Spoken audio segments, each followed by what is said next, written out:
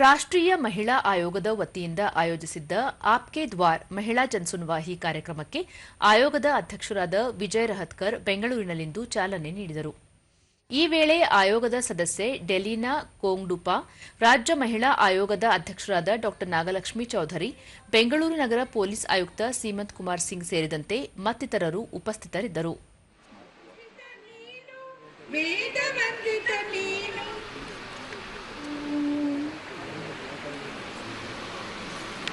ಮೇಲೆ ಆಸೀನರಾಗಿರುವಂತಹ ಎಲ್ಲ ಗಣ್ಯರಿಗೂ ಪ್ರೋಗ್ರಾಂ ಬಳಿಕ ವಿಜಯ್ ರಹತ್ಕರ್, ಪ್ರತಿ ಮಹಿಳೆಯ ಮಾನ ಸಮ್ಮಾನ, ಶಕ್ತೀಕರಣ ಹಾಗೂ ಸುರಕ್ಷತೆ ನಮ್ಮ ಸರ್ವೋಚ್ಚ ಕರ್ತವ್ಯವಾಗಿದೆ. ಮಹಿಳೆಯರಿಗಾಗಿ ಅನೇಕ ಕಾರ್ಯಕ್ರಮಗಳನ್ನು ರೂಪುಗೊಳಿಸಿದ್ದು, ಅವರಿಗೆ ನ್ಯಾಯ, ಅವಕಾಶ, ಗೌರವ ಒದಗಿಸಲು ಸದಾ ಕಟಿಬದ್ಧರಾಗಿದ್ದೇವೆ. ಮಹಿಳೆಯರ ರಕ್ಷಣಾ ಏಳಿಗೆಗಾಗಿ ಮಹಿಳಾ ಆಯೋಗದ ಜೊತೆಗೆ ಪೊಲೀಸ್ ಇಲಾಖೆಯು ಶ್ರಮಿಸುತ್ತಿದೆ ಎಂದರು.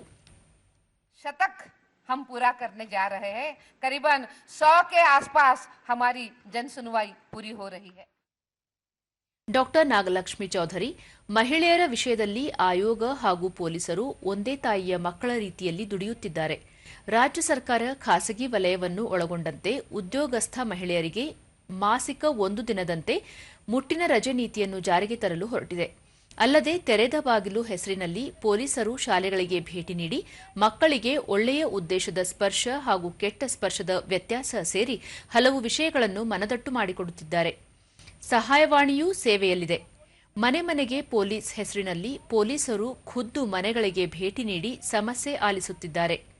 ಮಹಿಳಾ ಜನ್ ಸುನ್ವಾಹಿ ಕೇವಲ ಕಾರ್ಯಕ್ರಮವಾಗಿರದೆ ನೊಂದವರ ಧ್ವನಿಯಾಗಿದೆ. ನಿಮ್ಮ ಸಮಸ್ಯೆ, ನೋವುಗಳಿಗೆ ಕಿವಿಯಾಗಲು ನಾವಿದ್ದೇವೆ ಎಂದು ಭರವಸೆ ತುಂಬಿದರು. ಸಂತ್ರಸ್ತೆಯರು ಪೊಲೀಸ್ ಸ್ಟೇಷನ್ಗೆ ಹೋದಾಗ ಒಂದು ನಂಬಿಕೆಯಿಂದ ಹೋಗ್ತಾರೆ, ಒಂದು ವಿಶ್ವಾಸದಿಂದ ಹೋಗ್ತಾರೆ. ಅದನ್ನ ಬಹಳ ಭರವಸೆಯಿಂದ ನಿಭಾಯಿಸುವಂತ ಎಲ್ಲ ಪೊಲೀಸ್ ಅಧಿಕಾರಿಗಳಿಗೂ ಕರ್ನಾಟಕ ರಾಜ್ಯ ಮಹಿಳಾ ಆಯೋಗದ ಅಧ್ಯಕ್ಷೆ ಧನ್ಯವಾದಗಳನ್ನು ಹೇಳ್ತೇನೆ.